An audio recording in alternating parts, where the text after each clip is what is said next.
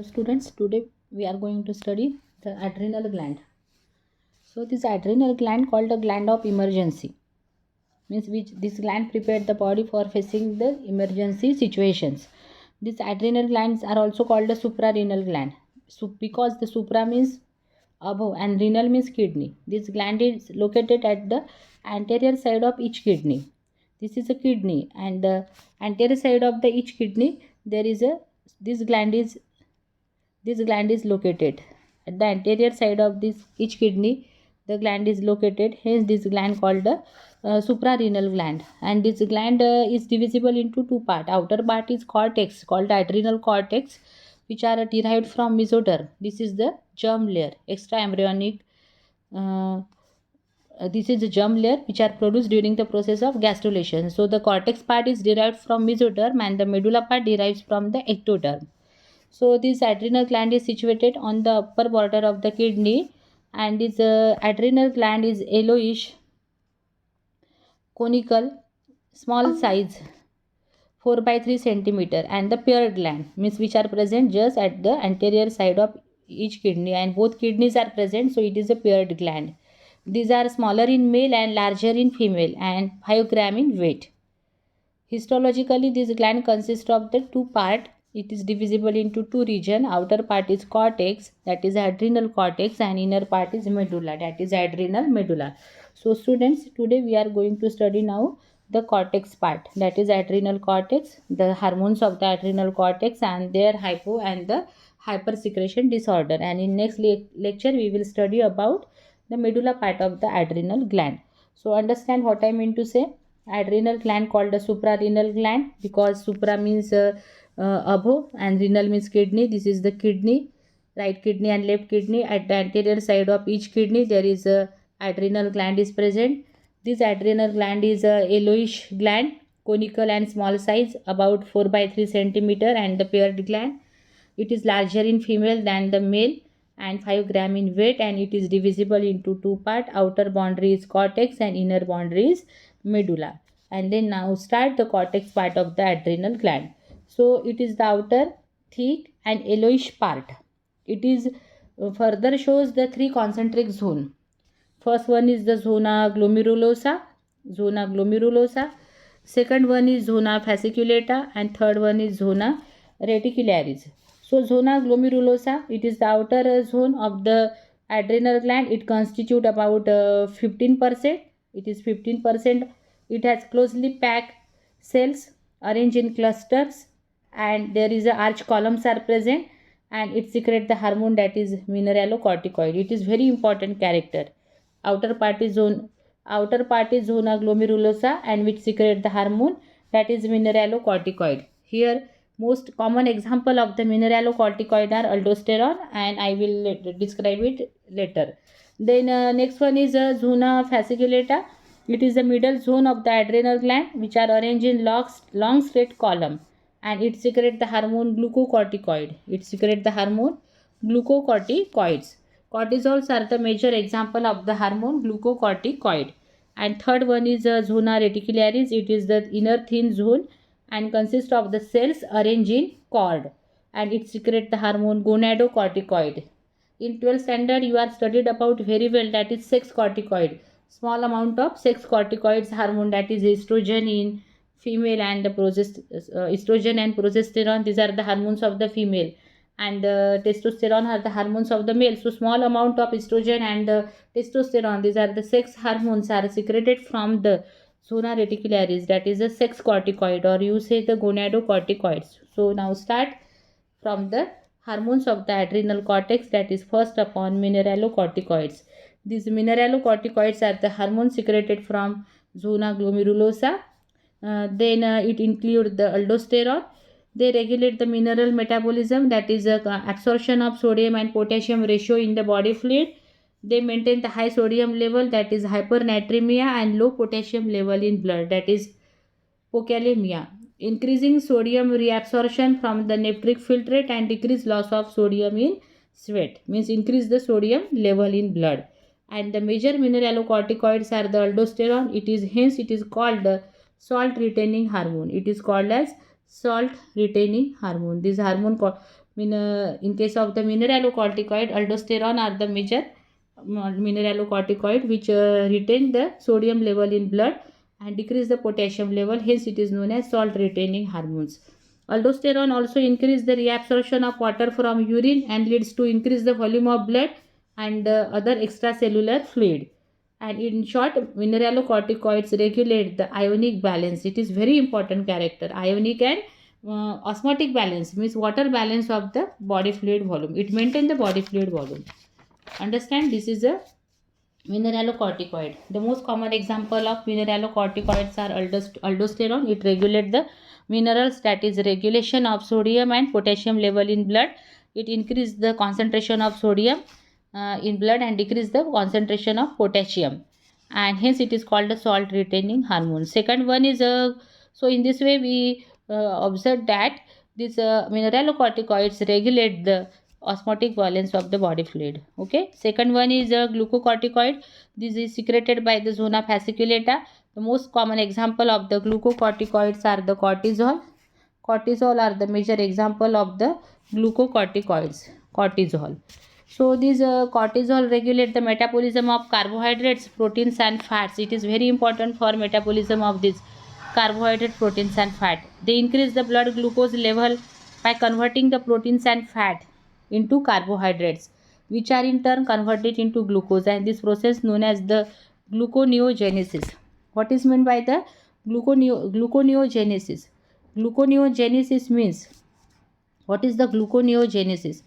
Gluconeogenesis, that is the conversion of proteins and fats into glucose, that is carbohydrate, and increase the glucose level in blood, and this is the gluconeogenesis, that is formation of glucose from the non-carbohydrate material. Exactly, gluconeogenesis can be defined as the formation of carbohydrate from the non-carbohydrate sources. It inhibits the cellular uptake and utilization of amino acid, and the most important glucocorticoid is cortisol. Cortisol is anti-inflammatory, means high during the body in stress conditions, so you secreted the most of the cortisol, and it suppress the inflammatory response, which is the part of the innate immunity, because there are mainly the two kind of immunity, innate and acquired. So innate immunity have the four kinds of barrier. Out of this, one barriers are the inflammatory barrier. During that barrier, during in case of allergic reaction, there is a burning sensation takes place in the skin, then there is a pus formation, redness. So that is a inflammatory response, and cortisol act as an anti-inflammatory hormone, anti-allergic in reaction. And in case of the excessive bleeding, glucocorticoid causes the vasoconstriction. Vaso means vessel, which constrict the blood vessel and to decrease the blood pressure and thus prevent the more blood loss. Then again, cortisol stimulate the process of erythropoiesis. Erythropoiesis means the formation of RBCs production. Okay, because RBC is called the erythrocytes, and it plays a very important role in maintaining the cardiovascular system and the kidney functions. So this is the main functions of the glucocorticoids. Understand? Got it now? What is glucocorticoids and which role plays this glucocorticoid? Glucocorticoid is the hormones which are secreted from the zona fasciculata. Most common example of the glucocorticoids are the cortisol. Cortisol stimulate the process of gluconeogenesis, that is formation of glucose from the non-carbohydrate material, that is converting the proteins and fat into carbohydrate, and increase in this way increase the glucose level in blood, and hence this is called the gluconeogenesis, and it again inhibit the cellular uptake and utilization of amino acid. The most important glucocorticoid or the cortisol. Cortisol, it acts as an anti-inflammatory response. During the process of innate immunity, there is a inflammatory response is present to release a histamine, and so cortisol opposes that inflammatory response. It is anti-allergic in reaction. Then again, in case of excessive bleeding, it causes the vasoconstriction, means constrict the blood vessel and prevent the blood loss. It again stimulate the process of erythropoiesis, that is RBCs production, and in this way which plays a very important role in maintaining the cardiovascular systems and the kidney functions.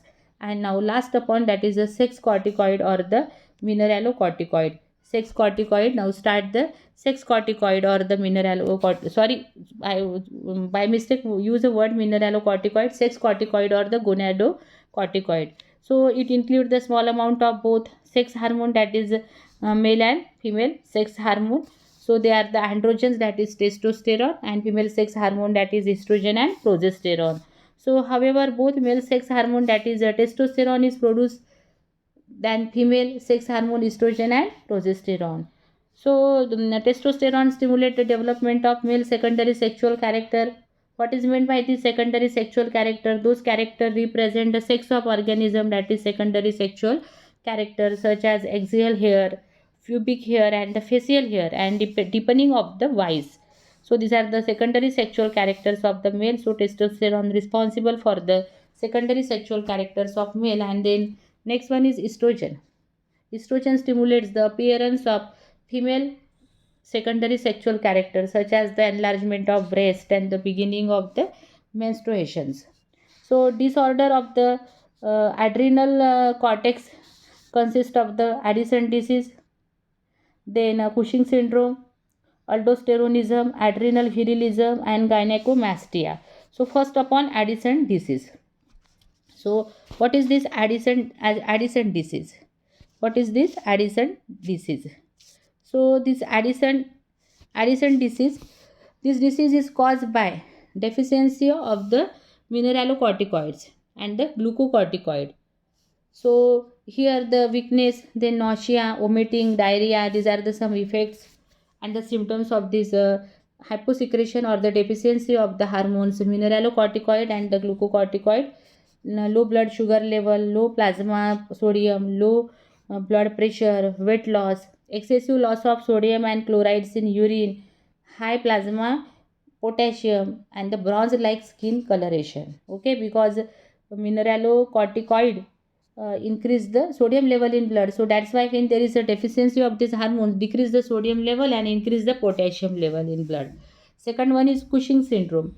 This disease is caused by excess or over secretion of cortisol, that is a glucocorticoid, and which may due to tumor of the adrenal gland cortex. So which is again increase the it is caused by the hypersecretion of this hormone cortisol, that is a glucocorticoid. So in this way, high blood sugar, appearance of sugar in urine, rise in plasma potassium and fall in rise in plasma sodium and fall in potassium, rise in blood volume, high blood pressure, obesity. These are the effect. Polydipsia means increase the thirst. Okay, muscle paralysis.